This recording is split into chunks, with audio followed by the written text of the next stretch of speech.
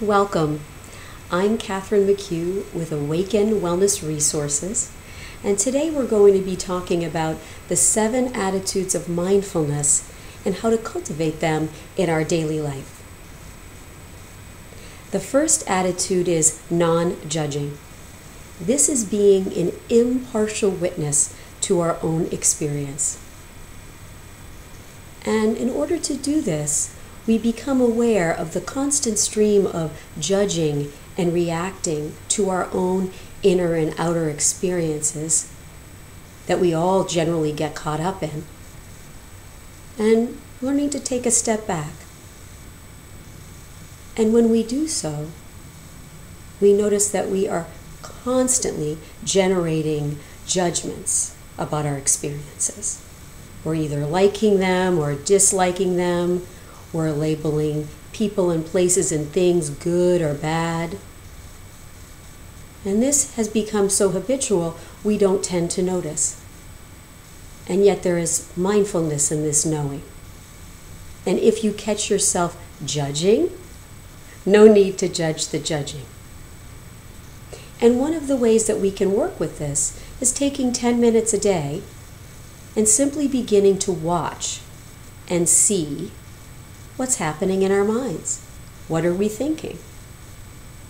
And in this way, we can start to work with these perceptions that we don't question, that in some ways can become tyrannical, and put things in perspective. And another note about non-judging. Most of the day is neutral. We're putting gas in the car, we're making our breakfast, we're going to work, and these things may not have a quality of good or bad. And when that's the case, we tend to check out. We're lost in thought. We're not really particularly aware of our surroundings. And in that moment, we're losing this moment of our life. We're not present to it. So even to noticing these neutral ideas and thoughts and becoming more aware of that in a non-judgmental way. The second attitude of mindfulness is patience. This is the idea that things evolve and unfold in their own time, and that this process takes some time. It can be particularly helpful for us to not be so impatient with ourselves. If right here in this moment you're feeling some restlessness or sadness or pain in any way, or perhaps wondering why nothing seems to be happening, seeing if you can bring giving this experience some room, seeing if you can bring some spaciousness around this experience. Why? Well, because it's here already. So oftentimes we want to trade this moment for some quote-unquote better moment in the future, and yet this is the only moment that we have. This is a real moment in our life. A helpful analogy to patience, because this is a quality that, again, it takes time to ferment and to grow and to become part of us, is the garden analogy. If we plant some seeds, it's probably pretty unproductive to start digging up the dirt each day to check on the progress. Better to fertilize it, allow the sun to come down on it and the rain to come down, and knowing that growth will occur in its own full time. The third quality that we bring in the attitudes of mindfulness is beginner's mind. Kids are great at this. If you ever see a kid at the beach or out on a walk, everything is brand new. A shell, a leaf, a rock, the trees, anything, squirrel. And they have this attitude of, I don't know, what is it? this really wide open curiosity about what's here. And so often we do the opposite. We have an I know mind. Now, of course, we do have our beliefs and things we've learned, and that's not to negate the wonder of that too, but that to understand that this can be a hindrance to us. This I don't know mind, this beginner's mind, allows for an open receptivity, a curiosity without judgment. And we can work with this, and it also brings a freshness to each day. One of the things you can do today to cultivate this is see if when you see a person at work or at home that you think, oh, I know what they're going to say, see if you can bring beginner's mind and wondering if the conversation may be fresh and new. Or stepping outside and maybe there's a tree and noticing maybe each day and each moment how with different light and different heat and rain, that tree looks different. How each moment is in fact new and unique and not like any other. So that's a little bit about beginner's mind and ways we can cultivate that. The fourth attitude is trust. This attitude is about trusting ourselves, innate trust in ourselves, in our own intuition and wisdom. Sometimes we feel blocked about that. This is not to in any way negate the wonder and necessity of wise teachers and books and the wide array of resources that we have at our fingertips to help us in any manner of learning and growth. But to know that ultimately we have the truth ourselves. A good way to practice this attitude of trust and to cultivate it is if you're going off to a yoga class or an exercise class, sometimes you go and they're doing a position or an exercise that doesn't feel right for your body. And instead of maybe going with what everyone else is doing, this kind of sense of peer pressure, doing what feels right for your body, knowing that it's telling you something, it's giving you a signal, and it doesn't want to push or it doesn't want to get into that position, and knowing that this is a healthy and wonderful perspective to have. And this can start to flow out into trusting ourselves in other areas, and we can build on that trust. The fifth attitude of mindfulness is non-striving. Well, this is a unique one in terms of our 21st century culture is very much the opposite of non-striving. And you know, we all are like this in the sense that everything we do has a purpose. And this non-striving is in a way a non-doing. And I say in a way because what we're about here in learning to practice mindfulness takes energy, albeit a different kind of energy. It takes work.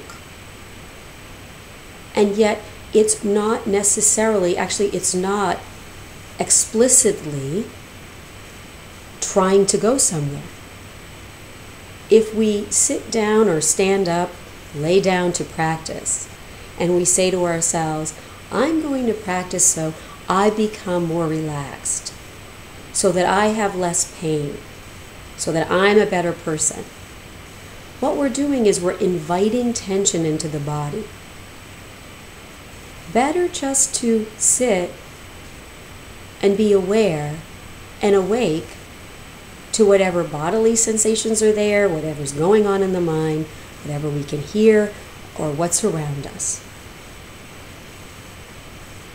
And one additional point to mention when we're talking about this idea of non-striving is that does not preclude that we want to have a greater motivation and a greater intentionality about our practice.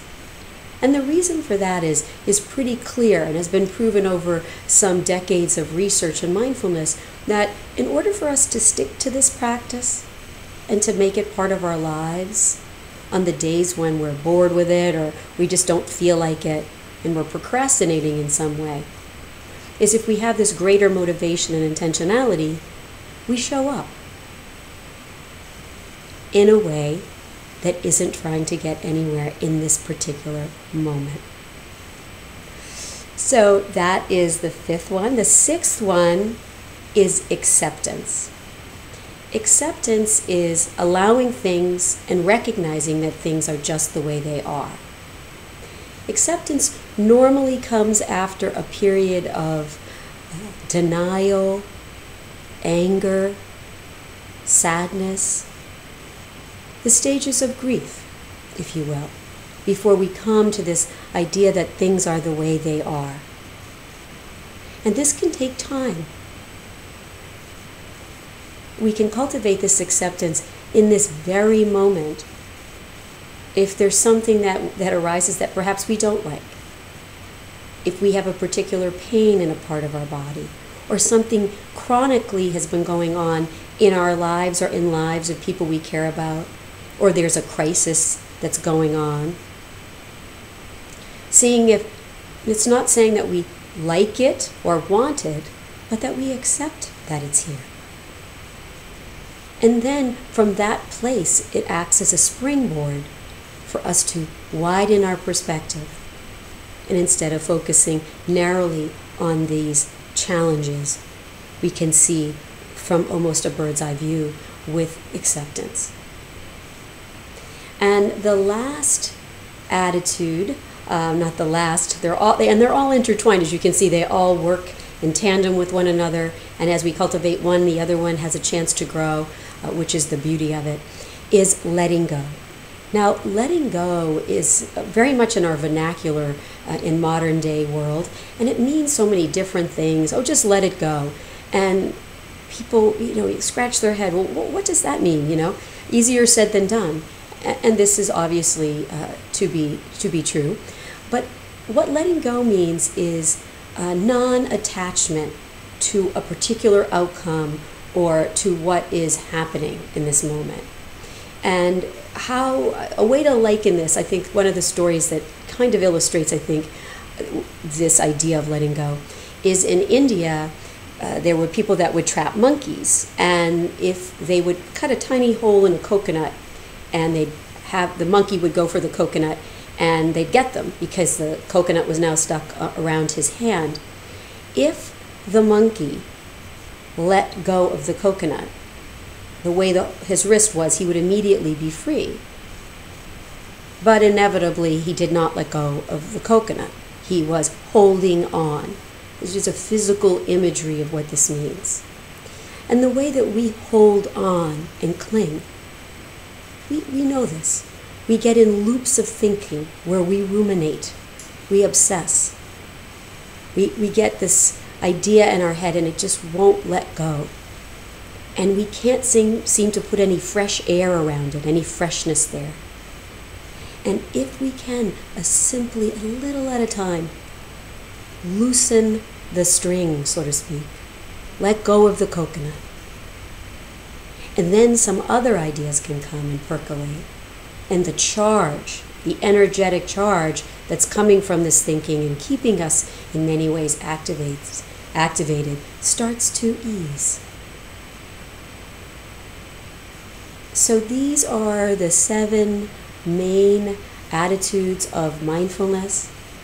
I hope you got some little bits of tips about not only what they are, but ways in which to begin to work with them. I wish you the best of luck in your journey today and tomorrow and in this moment. And as always, may you be fully present in this moment. Until next time, bye.